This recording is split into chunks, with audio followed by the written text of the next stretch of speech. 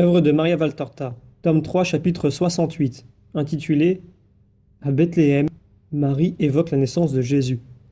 Vision du 3 juillet 1945.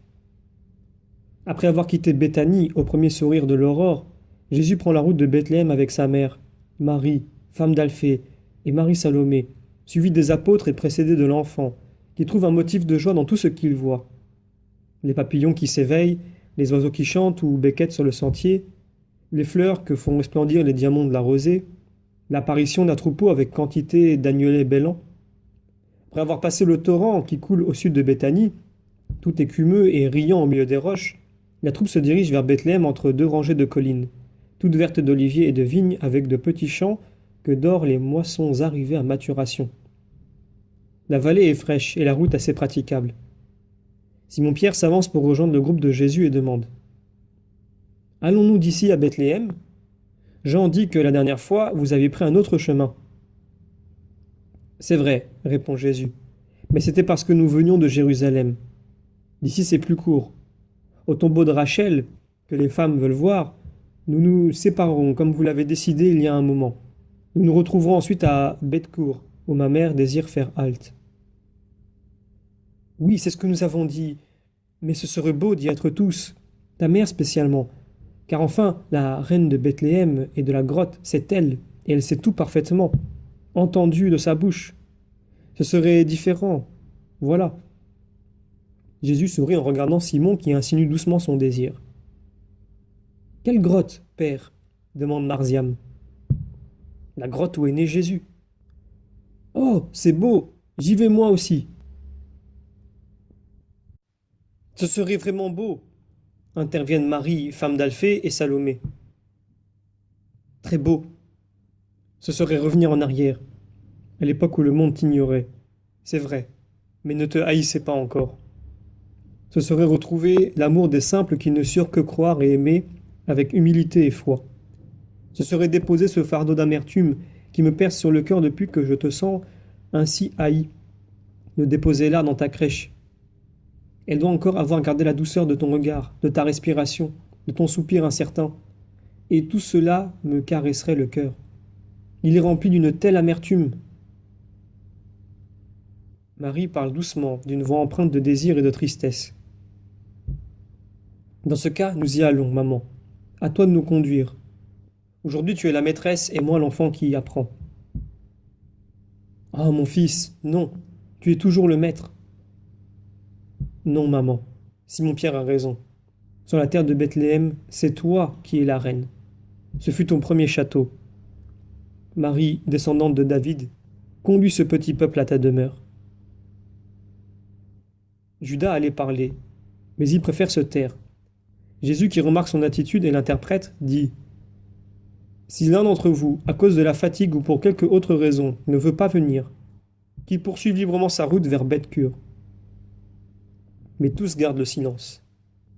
Ils continuent leur route pour la fraîche vallée, orientée d'est en ouest, puis ils tournent légèrement vers le nord, longent une colline qui se dresse là, et rejoignent ainsi la route qui mène de Jérusalem à Bethléem, justement à côté du cube qui surmonte le dôme arrondi du tombeau de Rachel. Tous s'approchent pour prier avec respect. Nous nous sommes arrêtés ici, Joseph et moi. Tout est comme à l'époque, il n'y a que la saison qui diffère. C'est alors une froide journée de caseleux. Il avait plu et les routes étaient devenues boueuses. Puis il s'était levé un vent glacial et peut-être avait-il gelé pendant la nuit. Les chemins s'étaient durcis, mais sillonnés par des chars et par la foule, ils ressemblaient tous à une mer couverte de trous, si bien que mon petit âne se fatiguait beaucoup. Pas toi, mère? Oh, moi, je t'avais toi. Son regard exprime un tel bonheur que c'en est émouvant. Puis elle reprend la parole. La nuit tombait et Joseph était très soucieux. Un vent cinglant se levait et ne cessait de se renforcer. Les gens se hâtaient vers Bethléem, on se heurtait, et plusieurs prenaient à partie mon petit âne qui avançait bien lentement, cherchant où il devait mettre les sabots. Il semblait savoir que tu étais là, et que tu sommeillais pour la dernière fois dans le berceau de mon sein. Il faisait froid, mais moi je brûlais. Je te sentais arriver. Arriver, tu pourrais dire, cela fait 9 mois que j'étais là, maman. Certes, mais à ce moment-là, c'est comme si tu descendais des cieux. Les cieux s'abaissaient jusqu'à moi, et j'en voyais les splendeurs. Je voyais la divinité brûler de la joie de ta naissance toute proche, et ces feux me pénétraient, m'incendiaient, m'abstrayaient de tout. Froid, vent, foule, tout cela n'était rien. Je voyais Dieu. De temps à autre, avec effort, je réussissais à ramener mon esprit sur la terre et je souriais à Joseph qui craignait pour moi le froid et la fatigue. Il guidait le petit âne de peur d'un faux pas et m'enveloppait dans une couverture pour que je ne prenne pas froid. Mais il ne pouvait rien arriver. Je ne sentais pas les secousses. J'avais l'impression d'avancer sur un chemin d'étoiles au milieu des nuées éclatantes que soutenaient les anges. Et je souriais. D'abord à toi. À travers les barrières de la chair, je te regardais dormir, tes petits poings serrés dans ton petit lit de rose vivante, beaux boutons de lys. Puis je souriais à mon époux si affligé, pour l'encourager, et aussi aux gens qui ne savaient pas que déjà il respirait dans l'aura du Sauveur. Nous nous sommes arrêtés près du tombeau de Rachel pour que le petit âne se repose un moment et pour manger un peu de pain et d'olive, nos provisions de pauvres. Mais je n'avais pas faim. Je ne pouvais pas avoir faim. Ma joie me nourrissait. Nous reprîmes notre route. Venez que je vous montre où nous avons rencontré le berger. Ne craignez pas que je me trompe. Je revis cette heure et je retrouve chaque endroit, car je vois tout à travers une grande lumière angélique. Peut-être les multitudes des anges sont-elles de nouveaux ici, dans leur lumineuse pureté, invisible pour les corps mais bien visible pour les âmes. Tout se découvre et tout est indiqué. Eux, ils ne peuvent se tromper et ils me conduisent pour ma joie et la vôtre. Voici, c'est de ce champ-ci à celui-là que vint Élie avec ses brebis, et Joseph lui demanda du lait pour moi. Et c'est ici dans ce pré que nous nous sommes arrêtés pendant qu'il trayait le lait chaud et nourrissant, et qu'il donnait ses conseils à Joseph. Venez, venez, voici le sentier du dernier vallon avant Bethléem. Nous l'avons pris parce que la route principale aux apports de Bethléem était encombrée de gens et de montures. Voici Bethléem. Ô chère, très chère terre de mes pères qui m'a donné le premier baiser de mon fils. Tu es ouverte, bonne et odorante comme le pain dont tu portes le nom, pour donner le vrai pain au monde qui meurt de faim. Tu m'as embrassé, toi en qui demeure l'amour maternel de Rachel, comme une mère, terre sainte de la Bethléem de David, premier temple élevé au Sauveur, un étoile du matin née de Jacob pour indiquer la route des cieux à toute l'humanité. Regardez, comme la ville est belle en ce printemps. Mais autrefois aussi, malgré la nudité des champs et des vignes, elle était belle. Un léger voile de givre faisait resplendir les branches nues et elles se couvraient d'une poussière de diamants, comme si elles étaient enveloppées dans un impalpable voile de paradis.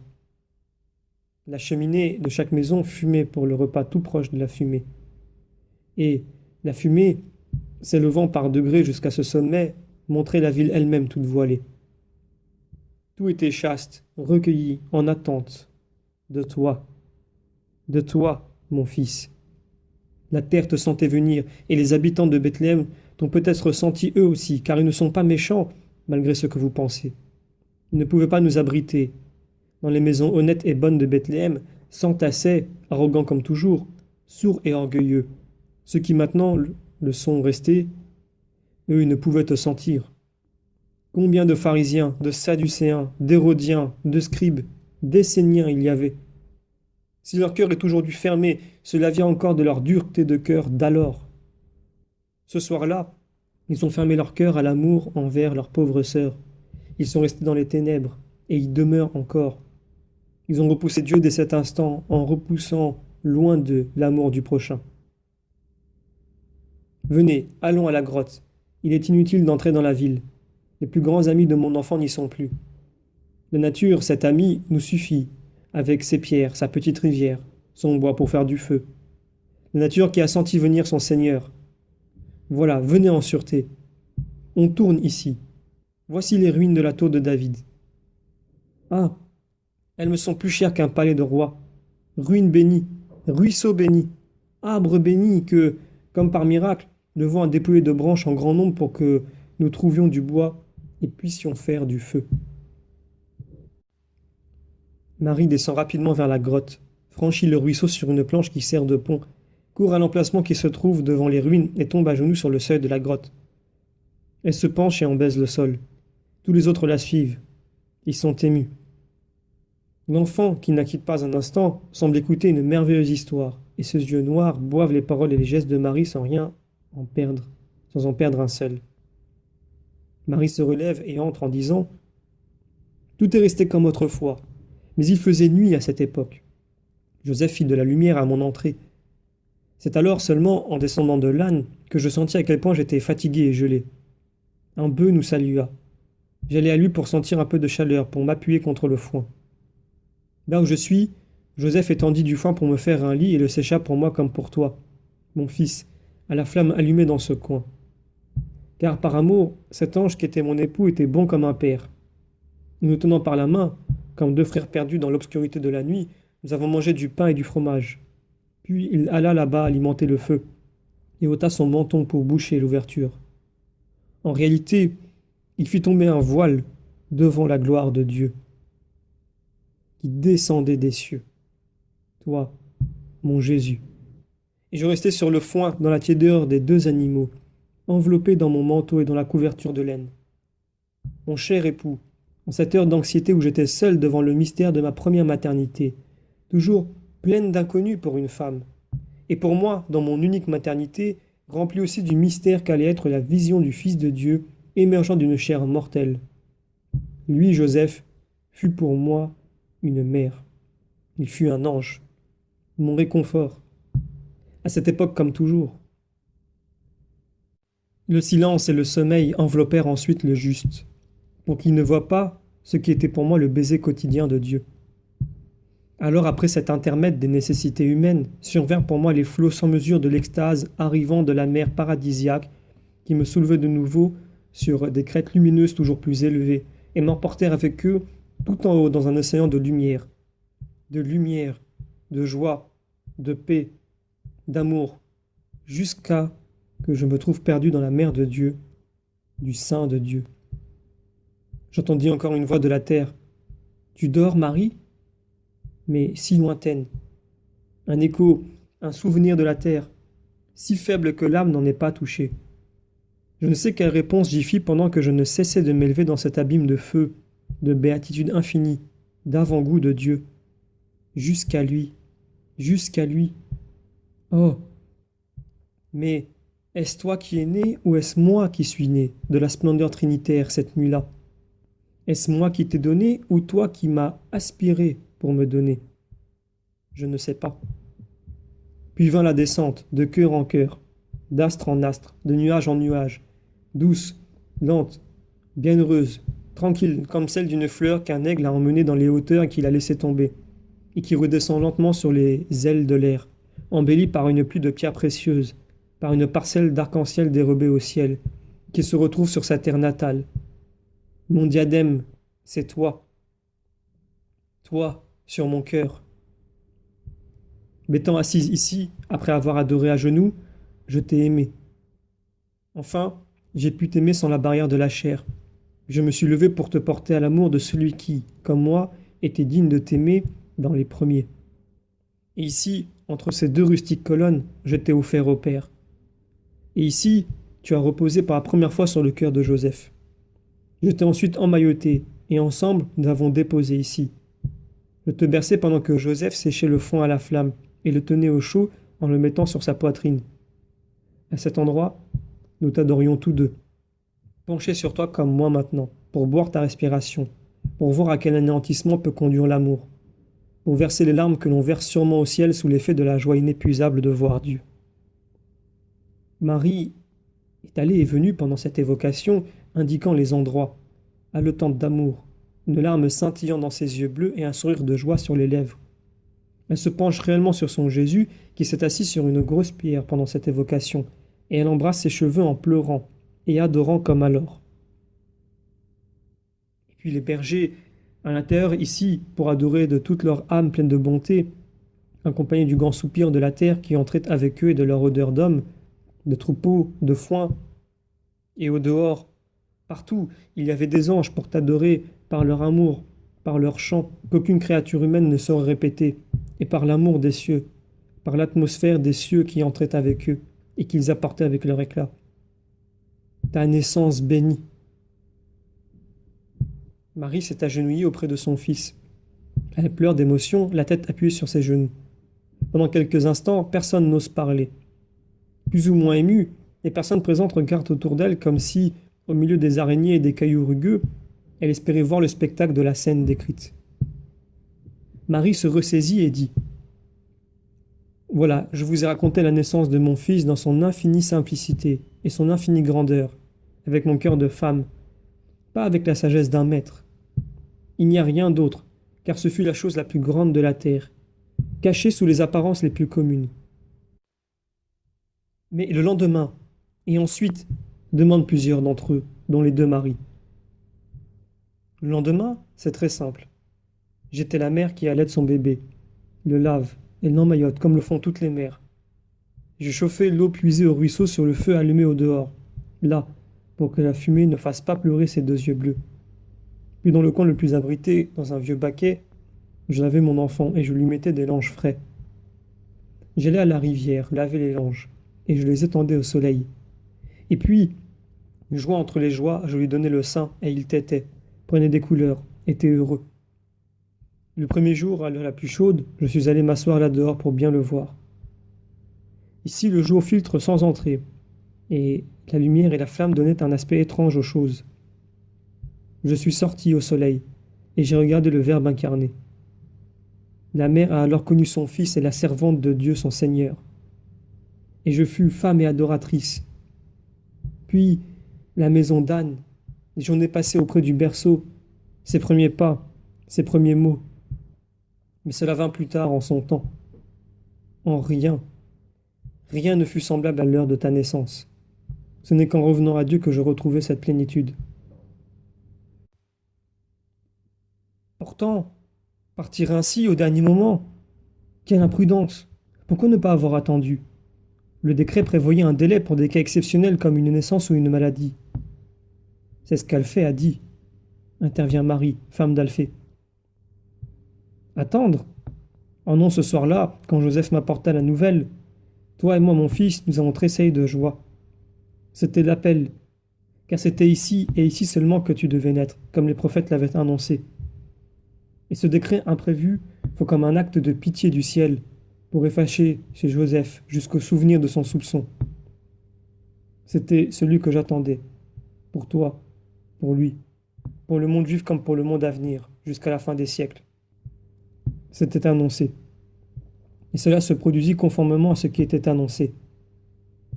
Attendre. Est-ce que l'épouse peut retarder son rêve nuptial? Pourquoi attendre? Mais à cause de tout ce qui pouvait arriver, répond Marie, femme d'Alphée. Je n'avais aucune crainte, je me reposais sur Dieu. Mais savais-tu que tout allait se passer ainsi? Personne ne me l'avait dit.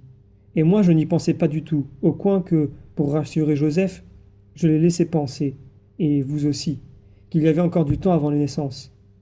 Mais moi je savais que ce serait pendant la fête des Lumières que la lumière du monde naîtrait. Et toi, mère, pourquoi n'as-tu pas plutôt accompagné Marie?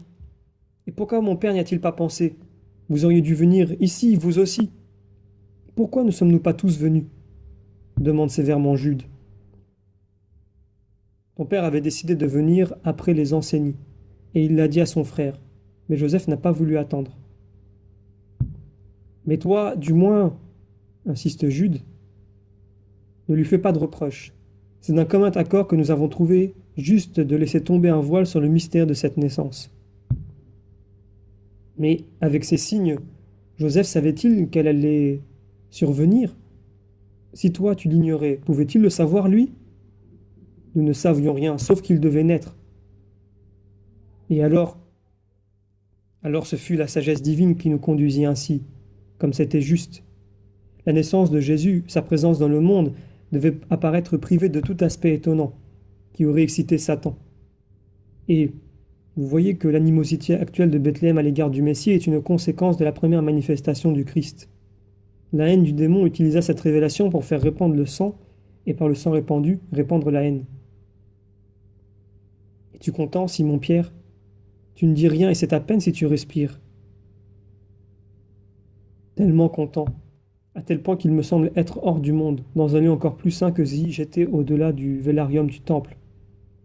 tellement content que maintenant que je t'ai vu à cet endroit et avec la lumière d'alors, je crains de t'avoir traité, avec respect, certes comme une grande femme, mais toujours comme une femme. Désormais, désormais je n'oserais plus te dire comme avant, Marie. Tu étais auparavant pour moi la mère de mon maître. Maintenant, maintenant je t'ai vu au sommet de ces flots célestes, je t'ai vu comme une reine. Et moi, misérable, voici que je fais de cet esclave ce que je suis. Et il se jette à terre en baisant les pieds de Marie. C'est maintenant Jésus qui parle. Simon, relève-toi et viens ici, tout près de moi. Pierre va à gauche de Jésus car Marie est à sa droite. Que sommes-nous maintenant? Demande Jésus. Nous? Mais nous sommes Jésus, Marie et Simon. C'est bien, mais combien sommes-nous? 3 maîtres. Une trinité donc. Un jour au ciel, il vint une pensée à la divine Trinité. Il est temps que le Verbe aille sur la terre. Et dans un frémissement d'amour, le Verbe vint sur la terre. Il se sépara donc du Père et de l'Esprit Saint. Il vint œuvrer sur la terre. Au ciel, les 2 personnes divines qui étaient restées contemplèrent les œuvres du Verbe et restaient plus unies que jamais pour répandre la pensée et l'amour afin d'aider la parole qui œuvrait sur la terre. Un jour viendra où cet ordre arrivera du ciel. C'est le moment de revenir, car tout est accompli. Alors le Verbe retournera au ciel. Ainsi, Jésus fait un pas en arrière en laissant Marie et Pierre à leur place. Et du haut des cieux, il contemplera les œuvres des 2 restés sur la terre. Ceux-ci, en un mouvement saint, s'uniront plus que jamais pour associer le pouvoir à l'amour et en faire le moyen d'accomplir le désir du Verbe, la rédemption du monde par l'enseignement continu de son Église. Et le Père, le Fils et l'Esprit Saint feront de leur rayonnement une chaîne pour resserrer toujours plus les 2 qui seront restés sur terre. Ma mère, l'amour. Toi, le pouvoir. Tu devras donc bien traiter Marie en reine. Oui, mais sans être un esclave. Es-tu d'accord? Je suis d'accord avec tout ce que tu veux. Je suis anéanti. Moi, le pouvoir? Ah, si je dois être le pouvoir, alors oui, je dois m'appuyer sur elle. Oh, mère de mon Seigneur, ne m'abandonne jamais. Jamais. Jamais. N'aie pas peur. Je te tiendrai toujours par la main. Comme cela. Comme je le faisais avec mon bébé. Jusqu'à ce qu'il soit capable de marcher tout seul. Et après? Après, je te soutiendrai par la prière. Allons, Simon, ne doute jamais de la puissance de Dieu. Je n'en ai pas douté, moi, ni Joseph. Toi non plus, tu ne dois pas douter. Dieu nous donne des secours heure après heure, si nous restons humbles et fidèles. Maintenant, venez au dehors près du ruisseau, à l'ombre de ce banc arbre. Si l'été était plus avancé, il vous donnerait ses pommes en plus de son ombre. Venez, nous allons manger avant de partir. Pour aller où, mon fils? À Jala, c'est tout près. Et demain nous irons à Bethcure. Il s'assied à l'ombre du pommier et Marie s'appuie contre son tronc robuste. Barthélemy la regarde fixement, elle qui est si jeune et encore animée d'une manière céleste par tout ce qu'elle vient d'évoquer. Recevoir de son fils la nourriture qu'il a bénite et lui sourire d'un regard plein d'amour, et il murmure. À son ombre je me suis assise et son fruit est doux à mon palais. Jude lui répond. C'est vrai, elle meurt d'amour, mais on peut certainement pas dire que c'est sous un pommier qu'elle a été réveillée. Et pourquoi pas, mon frère? Que savons-nous des secrets du roi? Répond Jacques, fils d'Alphée. Jésus intervient en souriant. La nouvelle Ève a été conçue par la pensée au pied du pommier du paradis, pour que son sourire et ses larmes mettent en fuite le serpent et désintoxiquent le fruit empoisonné. Elle est devenue l'arbre du fruit rédempteur. Venez, mes amis, et mangez-en, car se nourrir de sa douceur, c'est se nourrir du miel de Dieu. Maître, réponds à un désir de savoir que j'ai depuis longtemps. Le cantique que nous citons annonce-t-il Marie? Demande doucement Barthélemy pendant que Marie s'occupe de l'enfant et parle avec ses compagnes. Jésus se tourne vers les femmes. On parle d'elle dès le commencement du livre, et on en parlera dans les livres à venir, jusqu'à ce que la parole de l'homme devienne éternelle, l'éternel hosanna de l'éternelle cité de Dieu. On voit bien qu'il descend de David. Quelle sagesse, quelle poésie, dit Simon le Zélote à ses compagnons. Judas, qui, encore sous l'impression de la veille, parle peu tout en cherchant à retrouver la liberté qu'il avait auparavant, l'interrompt. Voilà, je voudrais comprendre pourquoi l'incarnation devait absolument avoir lieu. Dieu seul peut parler de façon à vaincre Satan. Dieu seul peut avoir le pouvoir de racheter, et je n'en doute pas. Cependant, voilà, il me semble que le Verbe pouvait s'humilier moins qu'il ne le fait en naissant comme tous les hommes, en s'assujettissant aux misères de l'enfance et au reste. N'aurait-il pas pu apparaître sous une forme humaine déjà adulte, sous les apparences d'un adulte? Ou s'il voulait vraiment avoir une mère, en choisir une, mais adoptive comme il l'a fait pour son père? Il me semble qu'une fois, je le lui ai demandé, mais il ne m'a pas répondu longuement. Ou bien je ne m'en souviens pas. Demande-le lui, puisque nous sommes dans le sujet, dit Thomas. Pas moi, je l'ai fâché et je ne me sens pas encore pardonné. Demande-le lui pour moi. Pardon, nous acceptons tout, sans tant d'explications. Et ce serait à nous de poser des questions? Ce n'est pas pensable, riposte Jacques, fils de Zébédée. Qu'est-ce qui n'est pas pensable? Demande Jésus. Après un moment de silence, Simon le Zélote se fait l'interprète de tous et répète les questions de Judas et les réponses des autres. Moi, je ne garde pas de rancune. C'est la première chose que je dois dire. Je fais les observations que je dois faire. Je souffre et je pardonne. Ceci dit, pour celui qui a peur, d'ailleurs cette peur est encore le fruit de son trouble. En ce qui concerne mon incarnation réelle, je réponds. Il est juste qu'il en était ainsi. À l'avenir, beaucoup tomberont dans toutes sortes d'erreurs au sujet de mon incarnation. Ils me prêteront précisément les formes que Judas aurait voulu que je prenne. Un homme dont le corps est en apparence formé de matière, mais en réalité fluide, comme un jeu de lumière, grâce auquel je serais et ne serais pas une chair. Et la maternité de Marie existerait sans vraiment exister. En vérité, je suis une chair, et Marie est la mère du Verbe fait chair. Si l'heure de ma naissance ne fut qu'extase, c'est parce qu'elle est la nouvelle Ève qui ne porte pas le poids de la faute ni l'héritage du châtiment. Mais cela n'a pas été pour moi une dégradation de reposer en elle. Est-ce que, par hasard, la manne était avilie du fait qu'elle était dans le tabernacle? Non, elle était au contraire honorée de se trouver en ce lieu. D'autres affirmeront que, n'étant pas une chair réelle, je n'ai pas enduré la souffrance ni la mort durant mon séjour sur la terre. Oui, comme on ne pourra nier mon existence. On niera la réalité de mon incarnation ou la vérité de ma divinité.